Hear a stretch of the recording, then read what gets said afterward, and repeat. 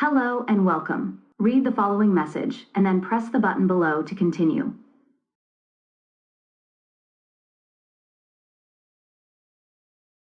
Introduction to algorithms and repetition algorithms are precise sequences of instructions designed to solve specific problems or perform computations. In programming, it is very common for certain tasks to require repeating the same set of instructions multiple times. This repetition is efficiently handled using control structures known as loops, which are fundamental to writing concise and maintainable code. For example, processing every item in a large dataset or continuously checking for user input relies heavily on these iterative structures, significantly reducing code redundancy. Understanding condition-controlled loops algorithms frequently need to repeat a block of code as long as a specific condition remains true. This type of iteration is known as a condition-controlled loop, where the number of repetitions is not known or fixed when the loop begins. A practical example is a program that continuously prompts a user for valid input until it receives an acceptable response. The exact number of attempts the user might make is unpredictable. This adaptability makes condition-controlled loops indispensable for interactive applications, event handling, and scenarios where termination depends on external factors. The while statement in Python. In Python, the while statement is the primary construct used to implement condition-controlled repetition. It executes a block of code repeatedly as long as its specified condition evaluates to true. Once the condition becomes false, the loop terminates, and the program proceeds to the next statement after the loop. The basic syntax is while condition, followed by an indented block of code. It is absolutely crucial to ensure that the condition within the while loop will eventually become false to prevent an infinite loop, which would cause the program to run indefinitely and consume system resources. Developers often include a statement inside the loop that modifies the condition variable. Flowchart symbols for loops. Flowcharts are visual tools for representing algorithms, and they use specific symbols to denote different types of operations and control structures. For loops, the diamond shape is universally used to represent a decision or condition that must be evaluated. The critical visual cue for a loop in a flowchart is a backward arrow. This arrow directs the flow of execution from a point after a process back to the decision diamond, indicating that a block of code will be re-executed based on the outcome of that condition. This clearly distinguishes iterative processes from simple sequential or branching logic. Let's examine a practical flowchart that illustrates an algorithm for displaying a message based on a numerical input. The algorithm begins by initializing a variable named num to 0, then immediately prompts the user to get num. The core of this algorithm is a decision point. Is num equal to 0? If num is not equal to 0, the program displays num, prompts for a new num, and then loops back to re-evaluate the condition. If num is equal to 0, the loop terminates and the program displays the message by, demonstrating a clear condition-controlled flow dependent on user interaction. Step-by-step Python conversion, Part 1. The initial steps of the flowchart, set num to 0, display prompt, and get num, are the starting point for our Python conversion. The initialization, set num to 0, directly translates to num equals 0 in Python, establishing the variable's initial state. The display prompt and get num actions are combined into a single Python statement using the input function, which displays a message and waits for user input.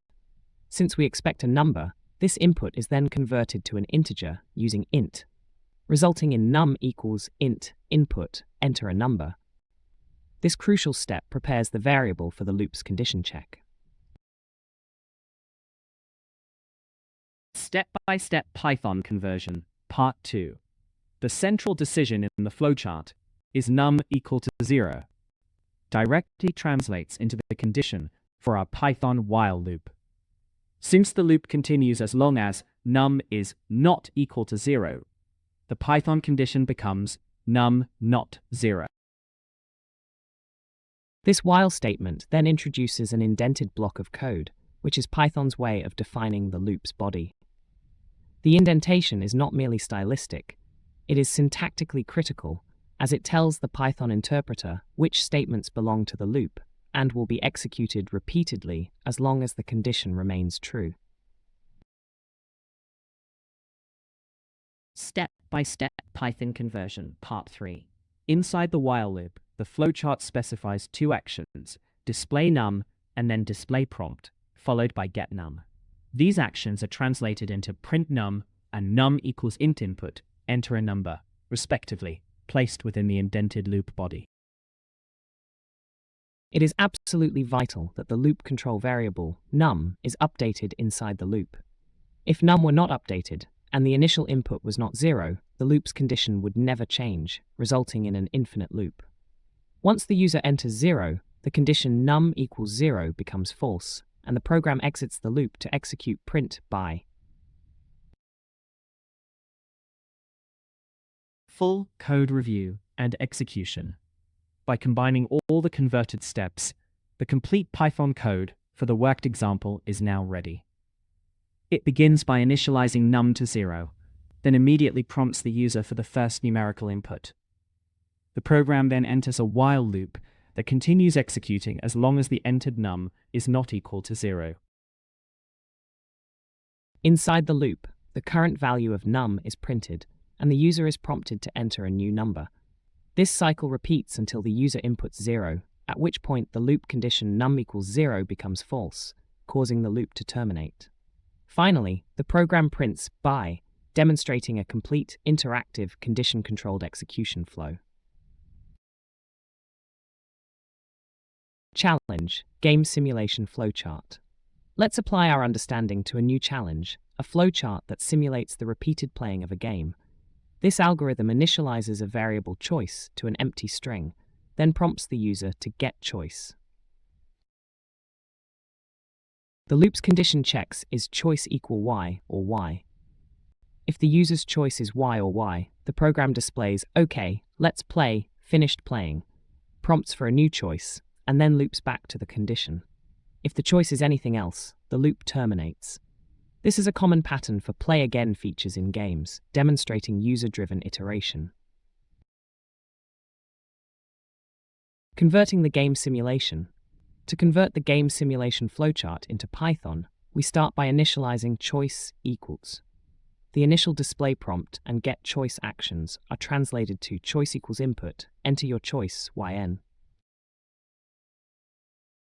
The while loop condition needs to account for both uppercase y and lowercase y to be case insensitive, so while choice equals y or choice equals y is the correct implementation. Inside the loop, print OK, let's play, finished playing, choice your choice, yn, handle the game's message and subsequent user input, ensuring the game continues as long as the user explicitly chooses to play again. Best practices for while loops. To write robust and readable code with while loops, always ensure there is a clear exit condition that will eventually become false, preventing infinite loops. It is also crucial to correctly initialize any loop control variables before the loop begins, providing a proper starting state for the condition evaluation.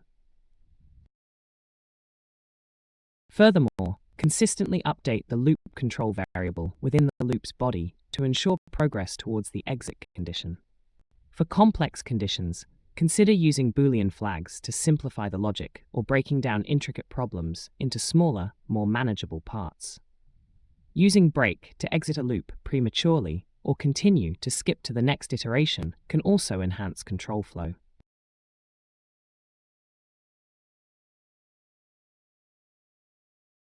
Well done. Thank you for completing this training.